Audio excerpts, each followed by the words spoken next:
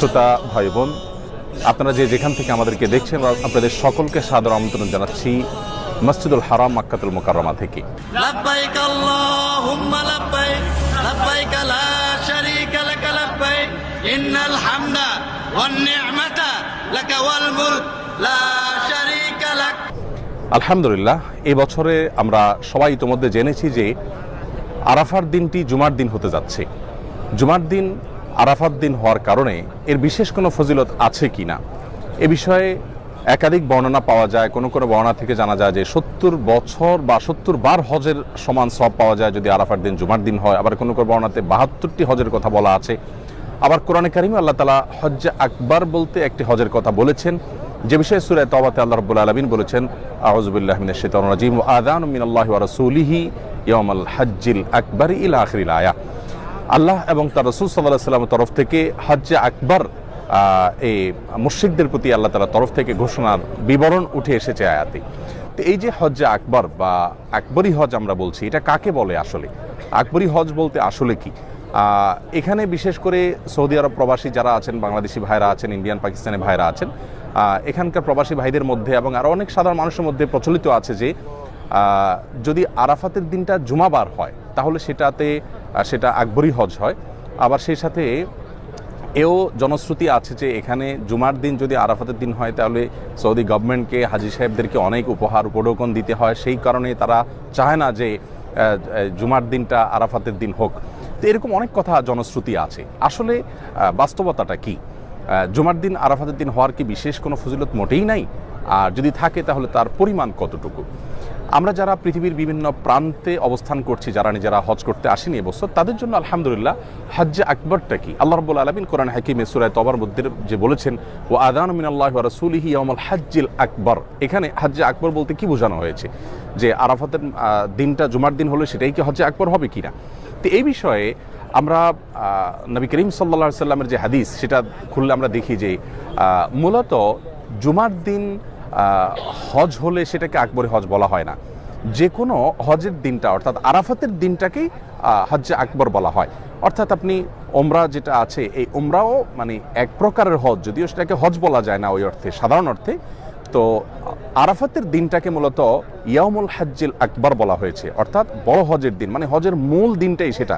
এই জন্য হজ্জে আকবর মূলত আরাফাত দিনটাই হজ্জে আকবর। তার মানে হজ্জে আকবর প্রতি বছরই আসে, সেই দিনটা জুমার দিন হোক বা অন্য কোনো দিন হোক, সেটাকে হজ্জে আকবরই বলা হবে।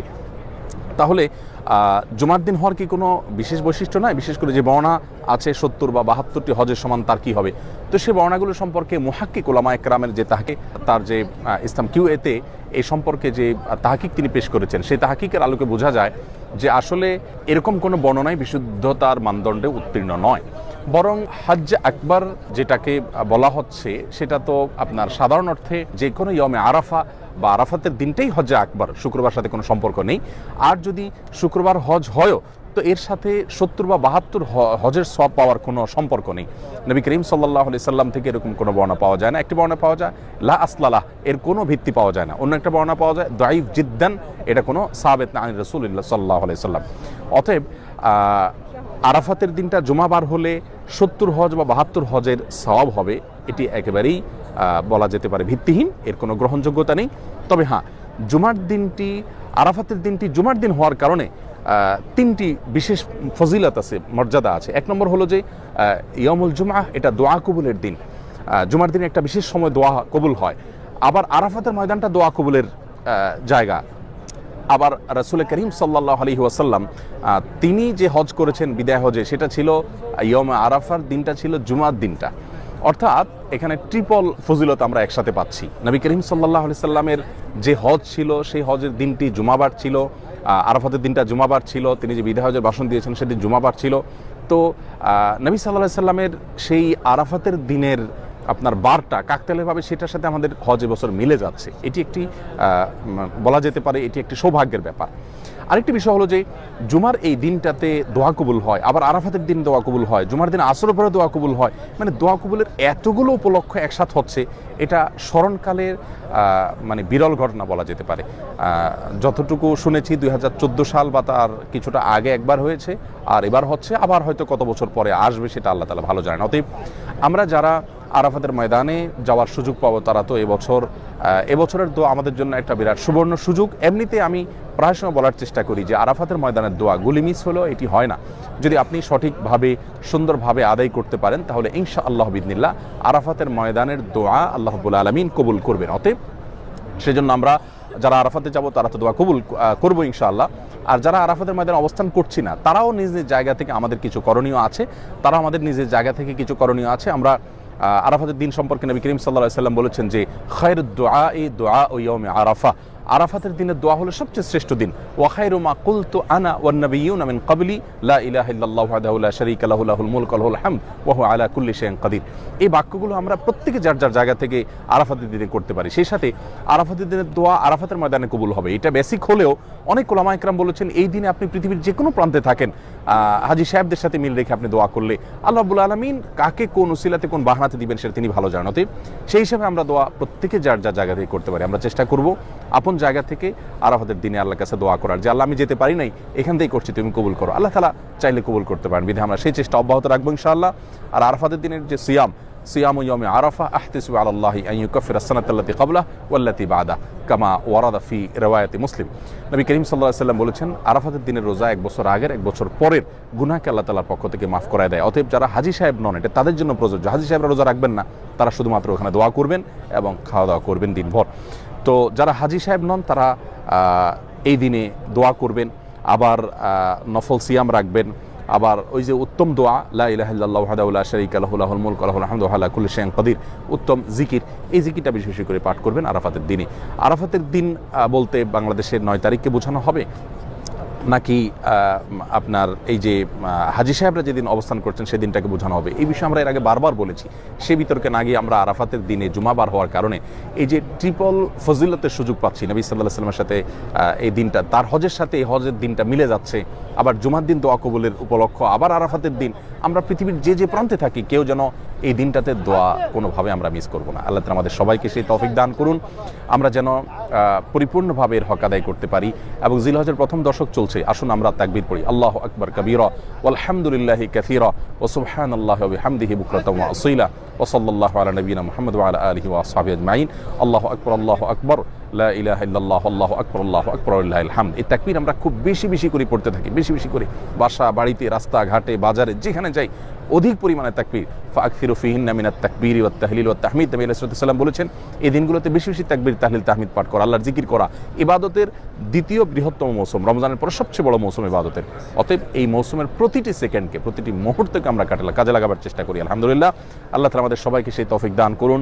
আমরা আরাফাতের ময়দান থেকে আসুন্নাহ ফাউন্ডেশনের হিতাকাঙ্ক্ষী, আসুন্নাহ ফাউন্ডেশনের ডোনার মেম্বার, লাইফ মেম্বার, স্বেচ্ছাসেবক এবং যতভাবে আমাদের সাথে সম্পৃক্ত আছেন সকলের জন্য আমি এখানকার ওমরাতে হজে সকল দোয়াতে আমি শামিল করি। আল্লাহ ফাউন্ডেশনের পরিবারের সবাইকে তুমি মাফ করে দাও, সবার উপর তুমি সন্তুষ্ট হও, সবার দুনিয়া আখিরাতের কল্যাণ দান করো। আমি প্রত্যেকটা দোয়া কবুলের জায়গায় দোয়া করি, ইনশাআল্লাহ এবারও করবো, আপনারা আমাদের জন্য দোয়া করবেন ইনশাআল্লাহ বিইذনিল্লাহ। আবারও বলছি, এবার আরাফাতের দিনটা কোনোভাবে যাতে মিস না হয়, আল্লাহ রাব্বুল আলামিন আমাদের সবাইকে তৌফিক দান করুন। আর শেষে একটা ঘোষণা দিই আপনাদেরকে, আসুন্নাহ ফাউন্ডেশন এবছর কোরবানির গোশত সংগ্রহ এবং সেটিকে মফস্বলে বা গ্রাম এলাকায় গরিব মানুষদের জন্য বিতরণের প্রকল্প হাতে নিয়েছে। আপনারা প্রত্যেকে এই প্রকল্পে অংশগ্রহণ করতে পারেন, বিশেষ করে ঢাকার মানুষরা যারা ন্যূনতম 15 কেজি দিবেন তাদেরকে আমরা তো অনুরোধ করবো ফাউন্ডেশন আফতাবনগর অফিসে পৌঁছে দেওয়ার জন্য, যেহেতু আমাদের লোকবল খুব বেশি নাই। আর যাদের পৌঁছানোর ব্যবস্থা নাই তাদেরটা আমরা কালেকশন করে নেব ইনশাআল্লাহ। আমাদের পেজে একটি পোস্ট গিয়েছে, আরেকটি পোস্ট যাবে আজকে রাতে বা কালকে ইনশাআল্লাহ। সেই পোস্টে গুগল লিঙ্ক অনুসরণ করে বা ফোন নম্বরে কল করে আপনি কতটুকু গোশত দিতে চাচ্ছেন ঠিকানাকে আপনি জানালে আমরা ইনশাআল্লাহ গোশতগুলো কালেকশন করে নিব এবং সেই গোশতগুলো প্রত্যন্ত অঞ্চলে মানুষের কাছে আমরা পৌঁছায় দিব। ঢাকা শহরে প্রচুর পরিমাণে কোরবানি হয় এবং সে কোরবানির গোশত গরিব মানুষ অনেক সময় বিক্রি করে দিতে বাধ্য হয়, এত বেশি পরিমাণে হয়। তো সেই গোশতগুলো যাতে আপনার সেই গোশতগুলো যাতে গরিব যারা মফস্বলে আছেন এতে কোরবানি হয় না সেখানে পৌঁছানো যায়, সেজন্য আমরা ফ্রোজেন গাড়ির ব্যবস্থা করছি। ইনশাআল্লাহ আপনাদের ভালোবাসাগুলোকে প্যাকেট করে আমরা গ্রামের মানুষের কাছে পৌঁছে দিব। ঈদের দিন আমাদের ফাউন্ডেশন খোলা থাকবে, কোনো স্টাফ ছুটি নিচ্ছেন না, সবাই কাজ করবে। উদ্দেশ্য যে আপনাদের একটু কোরবানিগ্রস্ত, যাতে একটা পরিবারের মুখে হাসি ফোটাতে পারে। আর জিলহজের প্রথম দশকের গুরুত্বপূর্ণ দিনগুলো চলে যাচ্ছে, আসুন দিন এবং রাত প্রত্যেকটা মুহূর্তের কদর করার চেষ্টা করি। আল্লাহ তাআলা কোরআন কারীমে শপথ করেছেন, ওয়াল ফাজরি ওয়া লায়ালিন আশ, ফজরের শপথ, সকালের শপথ এবং 10টি রাতের শপথ। এই 10টি রাত বলতে জিলহজের প্রথম 10 রাতকে বোঝানো হয়েছে। ওয়াশফাই ওয়াল ওয়াতর, রমজানের শেষ দশকে বেজর রাতের বিশেষ ফজিলত আছে, আর এখানে আল্লাহ তাআলা জোড় বেজর সবগুলো শপথ করেছেন। ওয়াশফাই ওয়াল ওয়াতর, জিলহজের প্রথম দশক, আশারা জিল হাজ্জা, এই দিনগুলোতে আমরা তাকবীর, তাহলিল, তাহমিদ, সাধারণ ইবাদত বন্দেগী, দান সাদাকা, কোরআন তেলাওয়াত, তারপরে ইস্তেগফার, তারপরে গুনাহ থেকে বেঁচে থাকা, এই বিষয়গুলোতে খুব বিশেষভাবে আমরা যত্নশীল হই। আল্লাহ তাআলা আমাদের সবাইকে সেই তৌফিক দান করুন। ঈদের আগ মুহূর্তে আমরা অনেক ব্যস্ত হয়ে পড়ি, কিন্তু আসুন প্লিজ আমাদের অন্য সমস্ত ব্যস্ততাকে সংকুচিত করে, আমরা অন্য সমস্ত ব্যস্ততাকে কমিয়ে এনে এবার আরাফাতের দিনটাতে খাসভাবে আল্লাহ তাআলার কাছে দোয়াতে মশগুল হই এবং দোয়া কবুলের যে শর্তগুলো আছে সেগুলো পূরণ করি। আল্লাহর কাছে হেদায়েতের দোয়া চাই এবং গোটা বিশ্ব আপনার ইউক্রেন রাশিয়া যুদ্ধের কারণে বলেন, নানা কারণে বলেন, যে বিপর্যয়ের মুখোমুখি, আল্লাহ তাআলা যেন আমাদের প্রিয় দেশকে হেফাজতে রাখেন, মুসলিম ভূখণ্ডগুলোকে হেফাজত করেন, গোটা বিশ্বের মানুষকে হেফাজতে রাখেন। সেজন্য আমরা সবাই আল্লাহর কাছে দোয়া করব, সবাই যার যার জায়গা থেকে চেষ্টা করবো ইনশাআল্লাহ বিইذনিল্লাহ আমাদের দোয়ায় যেন আমাদের নিজেদেরকে, নিজেদের পরিবারকে এবং আপনাদের প্রিয় আসুন্নাহ ফাউন্ডেশনকে এবং আমাদের প্রিয় স্বদেশকে যেন আমরা সবাই শামিল রাখি। আল্লাহ তাআলা আমাদের সবাইকে যে বিপদ বা যে শঙ্কা, যে দুর্ভিক্ষ, যে অভাব, যে অনটন, যেটার আশঙ্কা করা হচ্ছে, দেশে প্রচুর লোডশেডিং হচ্ছে, লোডশেডিংয়ের কারণও ব্যাখ্যা করা হয়েছে সরকারের তরফ থেকে। তো এগুলো সবগুলোই আমাদের আল্লাহ তাআলার কাছে দোয়ার মাধ্যমে এই সব বিপদ থেকে মানে রক্ষার জন্য আমাদের সবার চেষ্টা করা উচিত, যেন বড় কোনো বিপর্যয় আমাদের দেশের উপর নেমে না আসে, যেটার ইতিমধ্যে নানা রকমের আলামত ইতিমধ্যে বোঝা যাচ্ছে, সেটা যেন না হয়। আমরা সেই চেষ্টা করবো ইনশাআল্লাহ। আল্লাহ তাআলা আমাদেরকে সেই তৌফিক দান করুন।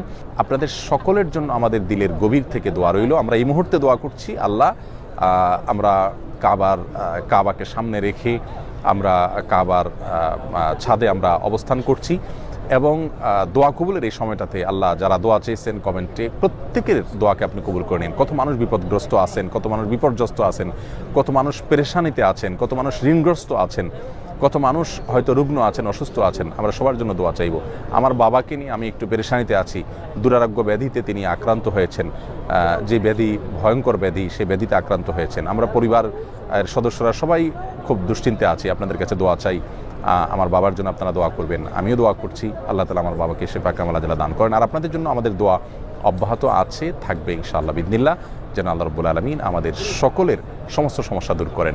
কমেন্টকারী যারা আছেন, যারা কমেন্ট করতে পারেন নাই কিন্তু দেখছেন, মনে প্রাণে দোয়া নিবেদন করছেন, আপনাদের কাছে জন্য আমরা দোয়া করি। আল্লাহ রাব্বুল আলামিন আপনাদের সবার দোয়াকে কবুল করেন, সবার দোয়াকে আল্লাহ তাআলা মঞ্জুর করেন।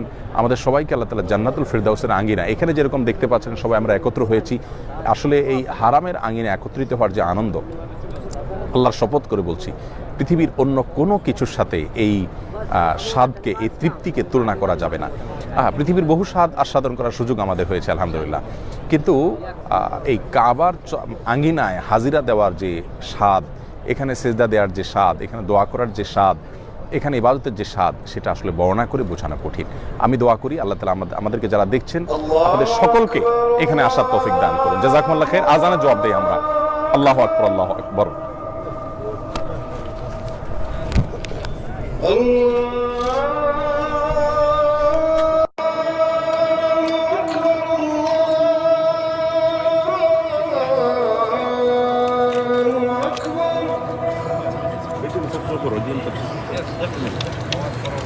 أشهد أن لا إله إلا الله